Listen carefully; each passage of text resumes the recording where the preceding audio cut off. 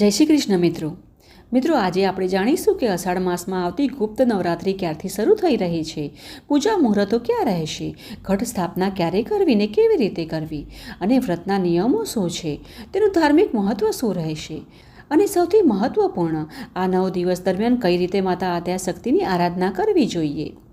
આથી વિડીયોને અંત સુધી જરૂર જોતા રહેજો ને જો માહિતી સારી લાગે તો લાઇક કરજો ને તમારા મિત્ર અને પરિવાર સાથે પણ શેર કરજો। અને આવી ધાર્મિક પ્રમાણભૂત માહિતીઓ પ્રાપ્ત કરવા હેતુ હજી સુધી તમે આ ચેનલને સબસ્ક્રાઇબ નથી કરી તો કૃપયા કરી રાખજો, જેથી કરી અમારા દ્વારા આવનારી બધી જ નવી કથાઓ તેમજ પ્રમાણભૂત માહિતીઓ તમારા સુધી સરળતાથી પહોંચી શકે।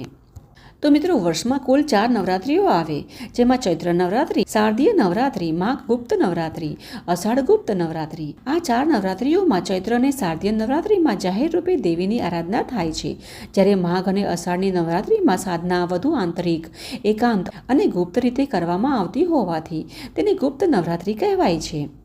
તંત્ર, મંત્ર અને દેવી ઉપાસનામાં આ 9 દિવસનું વિશેષ મહત્ત્વ માનવામાં આવ્યું છે।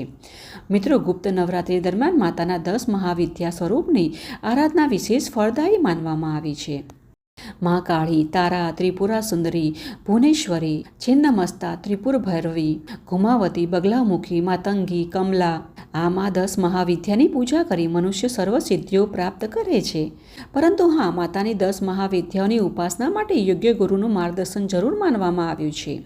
સામાન્ય ભક્તોએ માતા દુર્ગાની સરળ ભક્તિ, જપ અને પાઠ પર જ વધારે ભાર આપવો જોઈએ, કેમ કે સાચી શ્રદ્ધાથી મા અવશ્ય પ્રસન્ન થાય છે।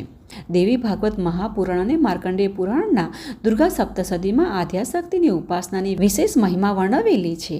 શાસ્ત્રો અનુસાર માતા દુર્ગા જ સમગ્ર સૃષ્ટિની સર્જન, પાલન અને સંહાર શક્તિ છે। તેમની કૃપાથી દુઃખ અને ભય દૂર થાય છે, શત્રુ બાધાનો નાશ થાય છે, ઘરમાં સુખ સમૃદ્ધિ વધે છે અને અંતે આધ્યાત્મિક શક્તિ પ્રાપ્ત થાય છે। આ પ્રકારે ભક્તની સર્વ મનોકામનાઓ પૂર્ણ થઈ જાય છે। સાચી શ્રદ્ધા અને ભક્તિથી કરેલી માતાની ઉપાસના ક્યારેય વ્યર્થ જતી નથી અને મા આદ્યાશક્તિની આરાધના કરવાનો સૌથી શ્રેષ્ઠ સમય છે નવરાત્રિના પાવન દિવસો, જેમાં હિન્દુ પંચાંગ અનુસાર અષાઢ શુક્લ પક્ષની પ્રતિપદાથી લઈને 9મી સુધી અષાઢ ગુપ્ત નવરાત્રિ ઉજવવામાં આવે છે। અને આ વર્ષે 2026માં અષાઢ શુક્લ પ્રતિપદા તિથિનો પ્રારંભ થઈ રહ્યો છે 14 જુલાઈ 2026 મંગળવારે બપોરે 3:12 અને પ્રતિપદા તિથિ સમાપ્ત થશે 15 જુલાઈ 2026 બુધવારે સવારે 11:50। આથી ઉદયાતિથિ અનુસાર અષાઢ શુક્લ પ્રતિપદા 15 જુલાઈ બુધવારે હોવાથી અષાઢ ગુપ્ત નવરાત્રિ પણ 15 જુલાઈ બુધવારથી શરૂ થશે અને આ દિવસે સૂર્યોદયનો સમય રહેશે 6:01। બ્રહ્મ મુહૂર્તનો સમય છે સવારે 4:37 થી 5:19 સુધીનો। ત્યાર પછી પ્રાતઃ સંધ્યાનો સમય સવારે 4:58 થી 6:01 સુધીનો રહેશે અને આ દિવસે સૂર્યાસ્તનો સમય છે સાંજે 7:25। અને આ દિવસે ઘટ સ્થાપના માટેનું મુહૂર્ત સવારે 6:01 થી 10:29 સમયગાળા વચ્ચેનો। આથી જો તમે ઘટ સ્થાપના કરવાના હો તો આ જ સમય દરમિયાન કરી લેવું, કેમ કે આ દિવસે અભિજીત મુહૂર્ત નથી અને નવરાત્રિ પૂર્ણ થશે 23 જુલાઈ ગુરુવારે। હવે પ્રશ્ન એ થાય છે કે ગુપ્ત નવરાત્રિમાં એવું તો શું ખાસ છે? તો મિત્રો, શાસ્ત્રો અનુસાર ગુપ્ત નવરાત્રિ દરમિયાન કરવામાં આવતી સાધનાઓને અત્યંત શક્તિશાળી અને ફળદાયી માનવામાં આવી છે। આ પવિત્ર દિવસોમાં તંત્ર સાધકો વિશેષ મંત્રોનો જાપ અને ગુપ્ત સાધના કરે છે, જે શ્રદ્ધા અને ભક્તિપૂર્વક માતા આદ્યાશક્તિની આરાધના કરવાથી સાધકને માતાની કૃપા પ્રાપ્ત થાય છે, મનોકામનાઓ પૂર્ણ થાય છે અને આધ્યાત્મિક શક્તિમાં વૃદ્ધિ થાય છે।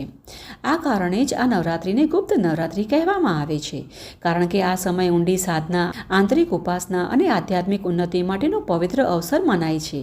માતા કૃપા કરે છે, આધ્યાત્મિક પ્રગતિ થાય છે અને સાધનાનો વિશેષ ફળ મળે છે। મિત્રો, ગુપ્ત નવરાત્રિ શક્તિ સાધના, તાંત્રિક સાધના, નવદુર્ગા પૂજા, મંત્ર પૂજા, મંત્ર જાપ, ધ્યાન અને 10 મહાવિદ્યાઓની પૂજા માટે ખૂબ જ શુભ માનવામાં આવે છે। આ નવરાત્રિમાં કરવામાં આવતી સાધના, ધ્યાન, પૂજા ગુપ્ત રાખવામાં આવે તો વધુ ફળદાયી નીવડે છે। ઘણા ભક્તો ગુપ્ત નવરાત્રિને કુંડળી આધારિત ઉપાયો કરવા માટે પણ શુભ સમય માને છે, ખાસ કરીને રાહુ, કેતુ અને અન્ય ગ્રહ દોષ સંબંધિત પડકારો માટે। વૈદિક પરંપરાઓ અનુસાર આ સમયગાળા દરમિયાન કરવામાં આવતી પૂજા આધ્યાત્મિક પ્રગતિ લાવે છે અને જીવનમાં આવતા અવરોધો દૂર કરવામાં મદદરૂપ થાય છે। તેમજ મિત્રો ગુપ્ત નવરાત્રિ દરમિયાન ભક્તોએ સાત્વિક ભોજન જ લેવું જોઈએ. બને તેટલું ઓછું બોલવું અથવા શક્ય હોય તો મૌન ધારણ કરવું અને શુદ્ધતાનું વિશેષ ધ્યાન રાખવું જોઈએ. તેમજ દારૂ અને માંસાહાર ખોરાક ટાળવો જોઈએ. ક્રોધ અને અહંકાર, ઈર્ષા જેવા કુવિચારોથી દૂર રહેવું. અને હા, આ નવરાત્રિ દરમિયાન તમે જે કાંઈ સાધના, ઉપાસના, જપ, ધ્યાન જે કાંઈ પણ કરો તેને ગુપ્ત રાખવું. અને જો શક્ય હોય તો માતાની પૂજા આરાધના પણ ગુપ્ત રાખીને જ કરવી. આમ કરવાથી તમારી સાધના, પૂજા, આરાધના સફળ થાય છે. અને જો ઘટ સ્થાપના પણ તમારા ઘરમાં કોઈ એવું શુદ્ધ સ્થાન હોય જ્યાં કળશ સ્થાપન કર્યું હોય, તેના પર કોઈની દ્રષ્ટિ ન પડે એવા સ્થાને કરવું યોગ્ય ગણાય છે. આ પ્રકારે તમારી સાધના પ્રગટ ન કરો, બ્રહ્મચાર્યનું પાલન કરો અને દરરોજ માતાની આરતી અને દુર્ગા ચાલીસાનો પાઠ કરવો. દુર્ગા સપ્તશતી, દેવી કવચ, અર્ગલા સ્તોત્ર, કલિક સ્તોત્ર અથવા નવાણ મંત્ર ઓમ હીમ ક્લીમ ચામુંડેય વિચ્ચે નો જપ કરવો. આ પ્રકારે ભક્તિ, શ્રદ્ધા અને શુદ્ધ મનથી કરવામાં આવેલી આરાધના માતાની કૃપા પ્રાપ્ત કરાવે છે.